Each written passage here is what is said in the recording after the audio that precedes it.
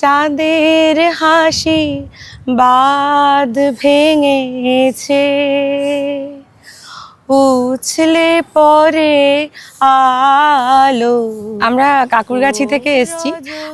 মায়ের মন্দিরে আসা মানে আমাদের কোনো গুনতি শেষ নেই। মন খারাপ হলে আসতে লাগে, মন ভালো হলে প্রত্যেক বছর অ্যানিভার্সারিটা মিস করি না একদমই।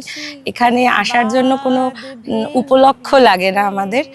যখন ইচ্ছা হয় বছরে 3, 4, 5 প্রত্যেক মাসেও আসতে পারি, সেটাতে কোনো অসুবিধা নেই। সবই ভবতারিণী মায়ের জন্য, বিশ্বাস রাখি এটাই।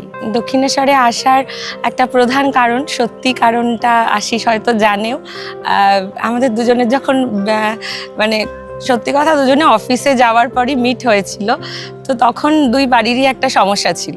এখনো মায়ের সামনে গিয়ে কিছু বলতে পারি না, শুধু আপনাদের বলতে গিয়েও দু চোখে জলই বেরোয়। তো সবটাই মায়ের জন্য, মানে আমার সন্তান হওয়া, আমার ওর সাথে পরিচয় থেকে ওর সাথে বিয়ে, আমার মেয়ে আছে ছোট বলা যায় না, ক্লাস 9-এ পড়ে, বাট ওর সমস্ত কিছু মাকে মন থেকে জানাই, কেমন খুব সুন্দরভাবে স্মুথ ওয়েতে যেন হয়ে যায় ওগুলো। তো মা সব কিছুর জন্য। আজকালকার দিনে সুস্থভাবে বেঁচে থাকাটা ঠাকুরের সবচেয়ে বড় বোধহয় আশীর্বাদ, এটা মনে হয়। সবাই যেন সুস্থ থাকে, ভালো থাকে, মায়ের কাছে এটাই বলার। দু চোখ ভরে জলই বেরোয় তখন, সত্যি কিছু চাইতে পারে না, কারণ উনি অলরেডি দিয়ে রেখেছেন আমাদের, এবং মনের ভাবটা বুঝেই হয়তো দিয়েছেন।